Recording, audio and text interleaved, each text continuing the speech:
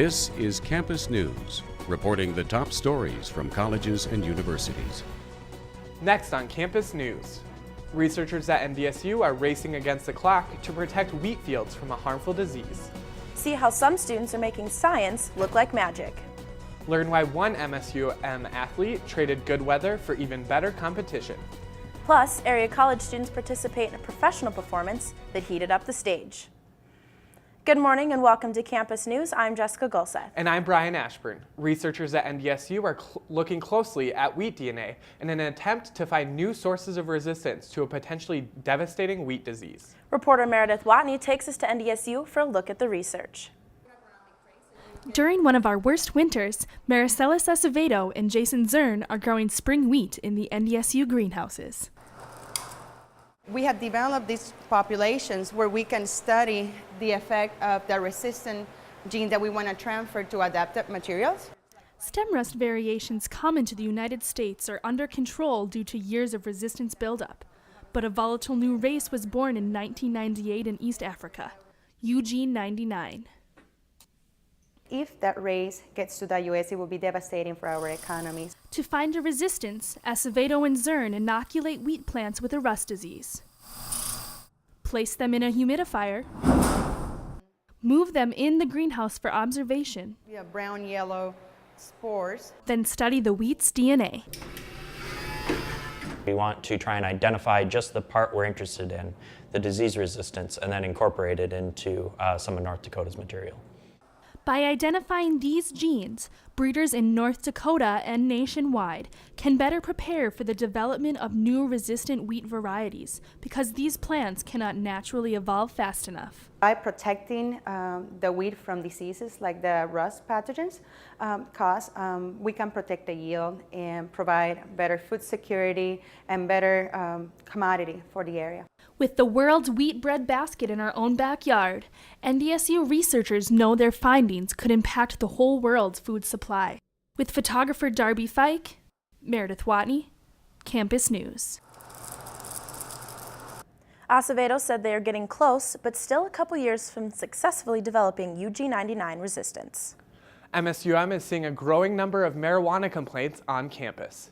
The number of marijuana odor reports doubled in the residence halls from 4 in December to 9 in February. MSUM public safety officials say they take every report seriously. If we get called about an odor, we go investigate it. If we come across somebody using marijuana or with drug paraphernalia, we call the Moorhead Police Department. Lemke says this increase is unusual as a majority of marijuana odor complaints are called in during the beginning of the fall semester. MSU Moorhead will receive more than $70,000 from the Charles and Elora Alice Educational Foundation. The foundation is awarding a grant in the amount of $668,000 to the Minnesota State College and Universities to provide need-based scholarships to students at the 7 MnSCU state universities. Scholarships range from $350 to $1,100 and will be awarded in the 2014-15 academic year. The Alice's started the foundation to offer opportunities for the Minnesota students to attend college. The foundation has given more than $100 million in scholarships to thousands of Minnesota students since 1962. It would be a dream for some college students to be able to go to class while in bed. Ariana Babcock reports how an increasing number of students are using the internet to earn degrees at their own convenience. One MSUM student, Taylor Satchery, doesn't have an instructor teaching her in person as she takes her full semester of credits online. With everything going on, with wedding planning and working full-time, I have all of my syllabus for the class taped up on the wall in my apartment. More and more students are signing up for classes by clicking the online option. I personally like online classes. I feel like you can work at your own pace. It doesn't make my schedule hectic, so that's the main reason I like it. While some students like it, others say it can be quite a challenge. With an online class, you delay everything to the last moment. Although online classes provide a comfortable and convenient place to work, some may say students are missing one of the most important aspects of the classroom: human interaction. The human connection is always going to be really important. I would hate to see somebody that just took online courses, maybe a couple. More than a couple of students are taking online classes, as Babson survey research found online enrollment has increased from 11.7% in 2003 to even more than 32% in 2011. Human interaction, technical difficulties, and communication with a teacher may always be a challenge with online classes. Either way, more students are making signing in online and signing out of the classroom a popular choice. With photographer Nick Broadway, Ariana Babcock, Campus News. The Community College Center found that in 2013, around 6.7 million students were enrolled in online classes, which is roughly 1/3 of college students in the United States. College students in Michigan are waiting on a proposal that would allow them to receive interest-free loans for college and would pay off the loans after they've acquired a job. State Representative David Knock says the goal is to remove every financial barrier to higher education. Michigan would set up a $2 million fund for a 200-student pilot program. If the program becomes a success, expansion is to be expected, and other states like Oregon could start their program as soon as 2016. Students at North Dakota State University's 5th Annual Innovation Week created products and ideas in hopes of winning a cash prize. Photojournalist Sari Swidajewski takes us to the event. For the past 3 years, the Innovation Challenge has given graduate and undergraduate students of any major the opportunity to innovate for a chance at $5,000. That was a way to really tap into the talents, the greatness that's in all of the students in terms of their innovation. Innovation is so terrifically important in the modern economy. From locally made hummus to the replication of human capillaries, different ideas were showcased. There were 3 different categories students could choose to enter. Product track, so they can create anything that's tangible and marketable. A service track, so anything that's service related. And then we have a corn track. The North Dakota Corn Council sponsors innovation, and the winners of the corn track, Hum Healthy Plus, were pleased. We chose hummus because it's a growing market, and it ended up being a little more successful than we thought. We replaced the chickpeas, which is the main ingredient in traditional hummus, with lentil, corn, and flax. According to the event's keynote speaker, this is the key of innovation. I think innovation is a willingness to have the courage to take an idea that is important to you and make that available to others so that you can improve something. And the message of the event was to show the impact of innovation. We want to reach out to and get as many students involved and just empower them to go down a path of maybe entrepreneurial work. So still get their degree, but also have another avenue that they can reach out for. Sari Swidajewski, Campus News. Another winner of Innovation Week was Aqua Motion International. The group provides free swimming lessons to children around the world. A college dropout is catching the attention of the science world. Divya Knock dropped out of Stanford her sophomore year to co-found a genetics research facility. Forbes has named her one of the brightest stars in health and science at the age of 22 years old.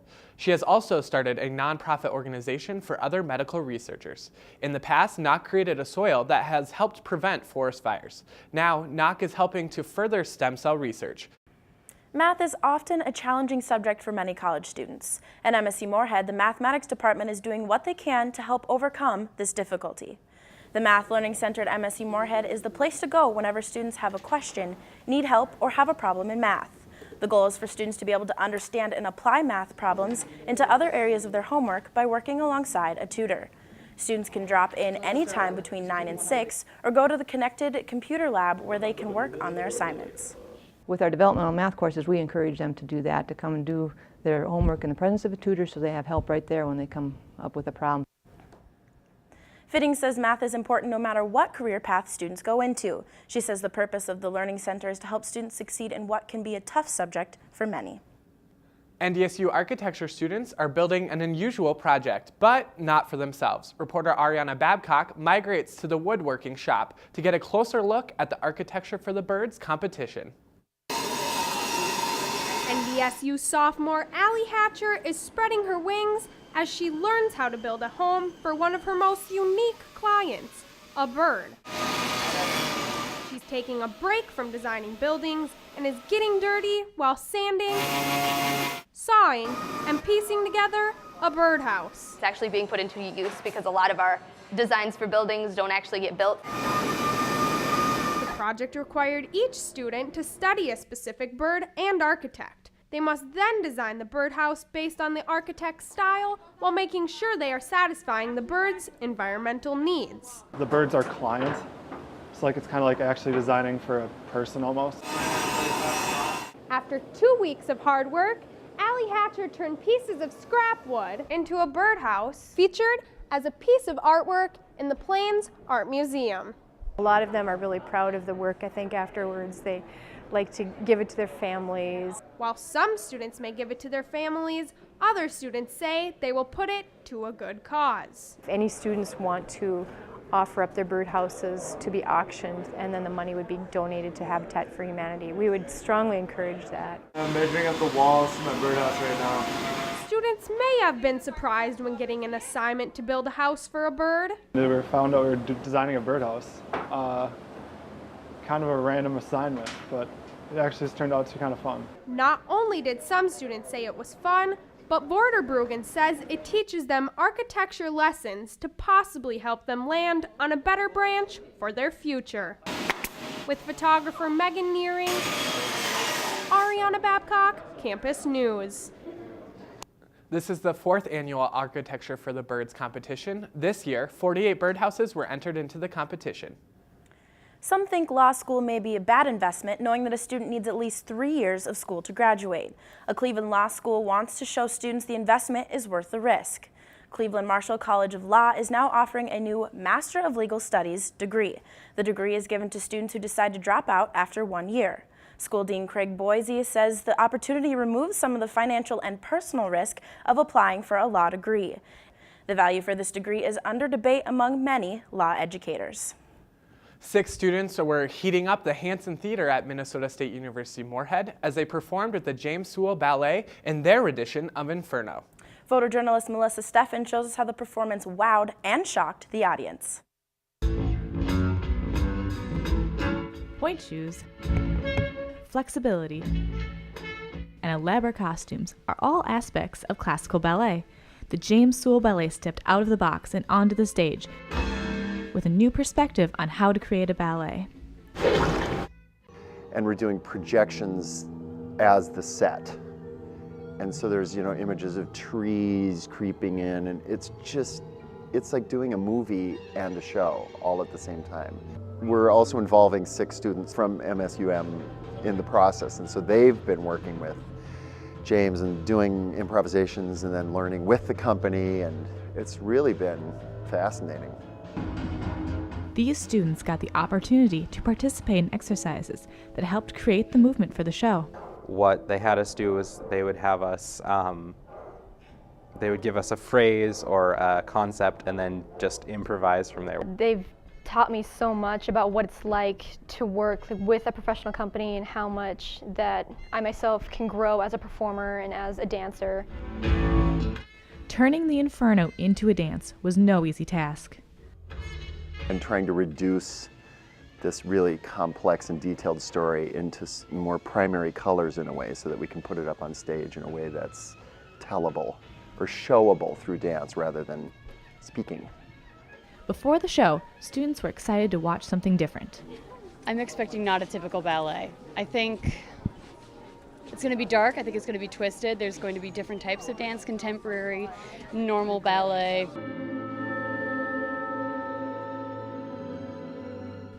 The show did not disappoint. I'm happy that I got to laugh, and I'm happy that I got scared. Inferno will be going on tour around the country, pushing the limits of ballet and incorporating students into the production.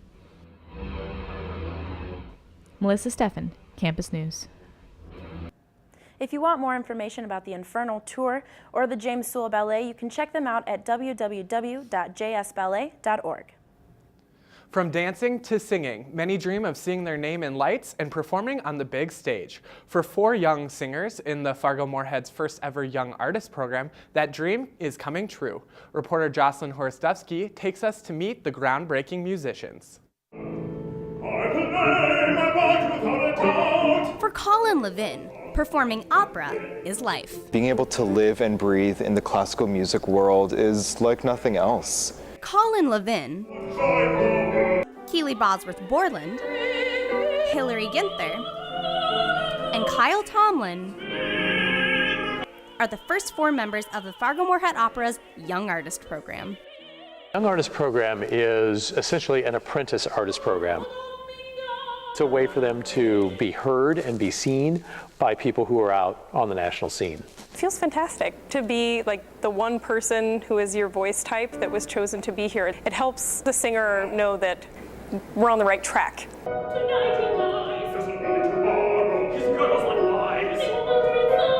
And while people may think of opera as an old form of music, the age of the, shall we say, rather large woman is pretty much over.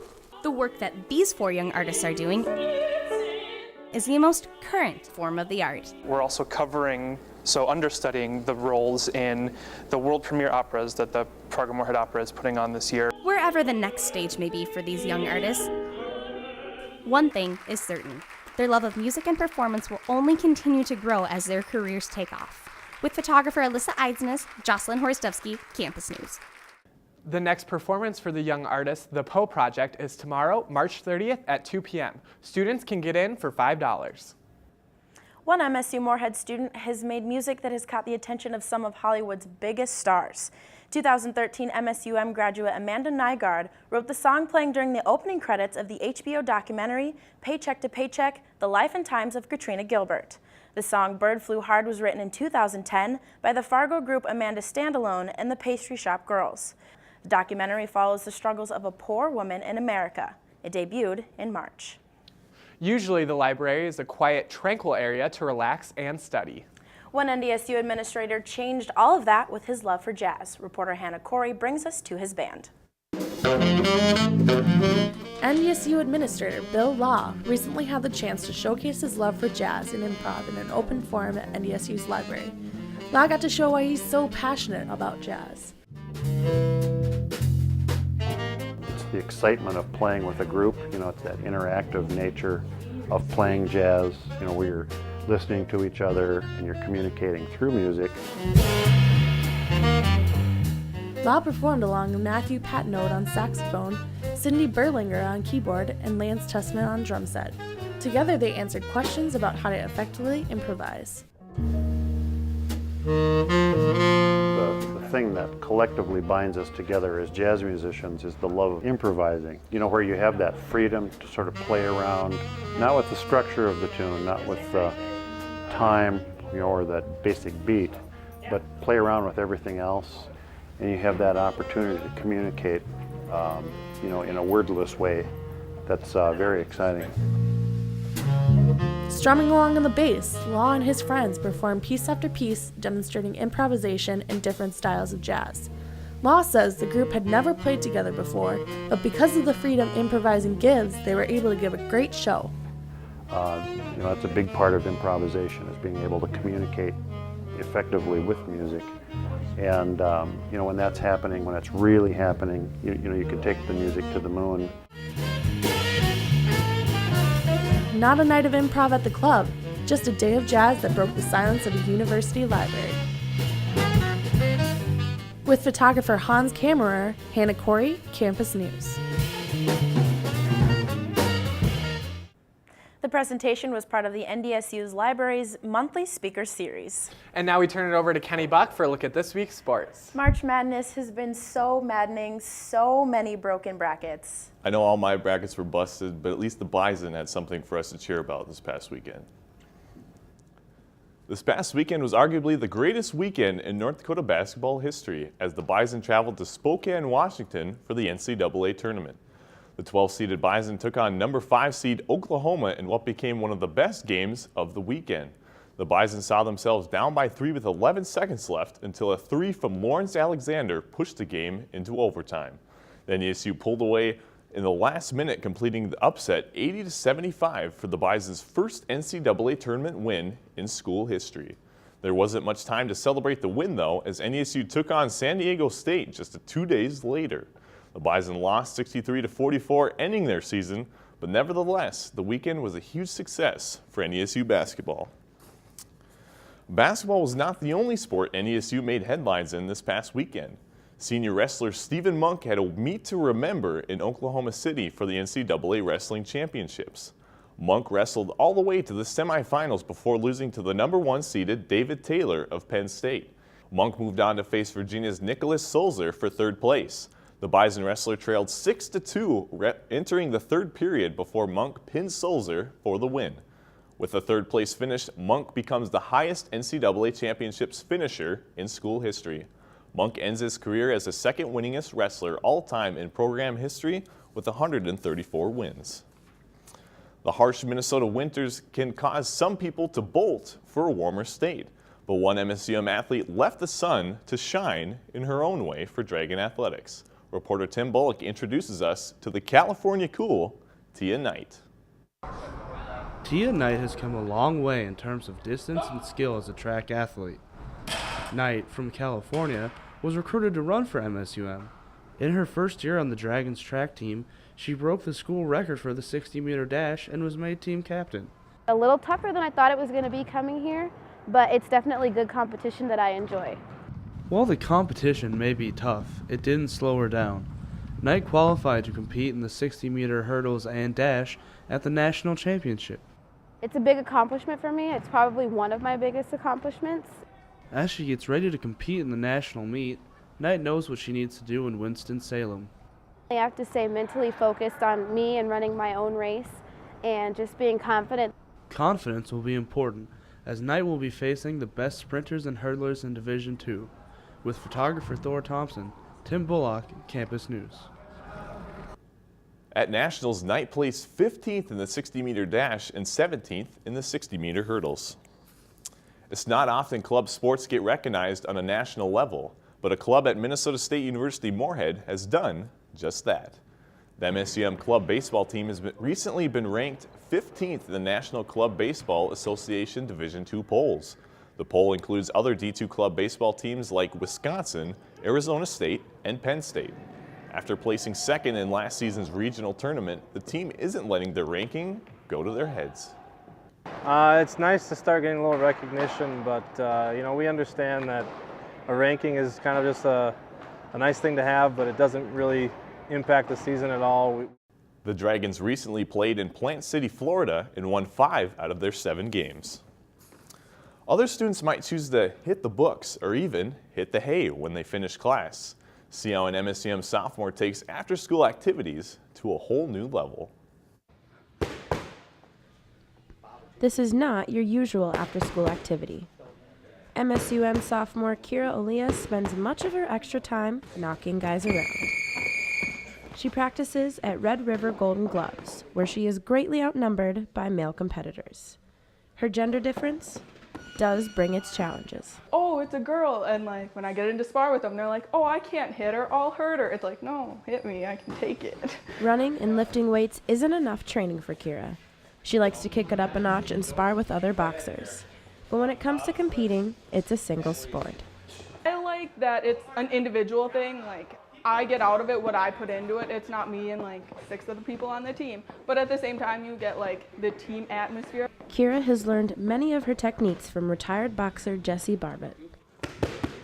He is a former professional boxer who now runs Red River Golden Gloves Boxing. She keeps improving. She has 9 fights, I believe. I think her record's 6-3. It's tricky to match up female boxers altogether. Even with her strong passion, getting into the ring is challenging for Kira. However, it's not the pre-fight jitters that are keeping her from fighting.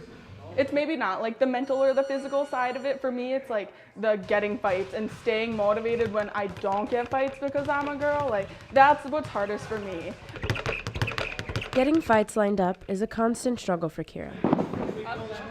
But she continues her training, perfecting her jabs, and even 3-minute planking. 1 minute in, 2 more to go.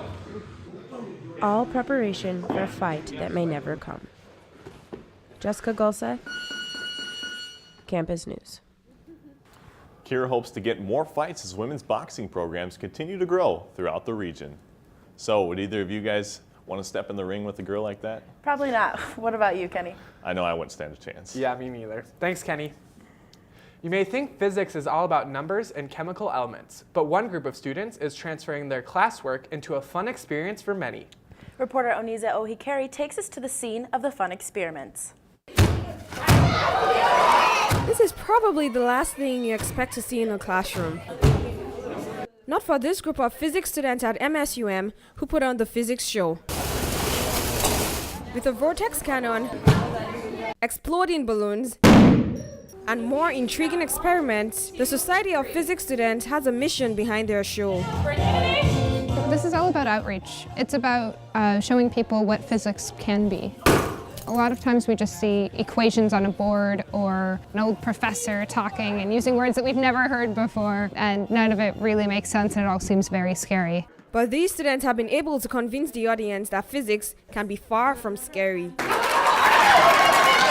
From reserving the room to mapping out the experiment, the physics show is put together by the students. Tyler, what did you do to these balloons? While the show draws an audience of all ages, there is one group the society has a soft spot for. I liked all of it. The kids. Well, they've got the rest of their lives to love science. Science is really, really cool. The earlier we can expose someone to it, and the earlier we can have them start asking questions about their world, the more time they have to explore. Oh, that was just sweet! And as for what the larger audience takes away from this, I hope it's that science is fun. It's not just grease boards of equations. There's experiments that we do to test things in nature to prove and state why things work the way they do.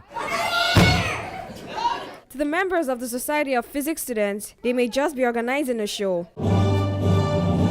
But for many of the families that show up, it's a day they don't want to be over. Are we gonna do some more? We are. With photographer Naoya Uchida. Onize Ohikere, Campus News. The Society of Physics reaches out to local schools and to the community, bringing in speakers and planning trips to interesting places. And that's it for this edition of Campus News. We leave you with another look inside the crazy world of the Inferno. Thanks for joining us, and have a great week.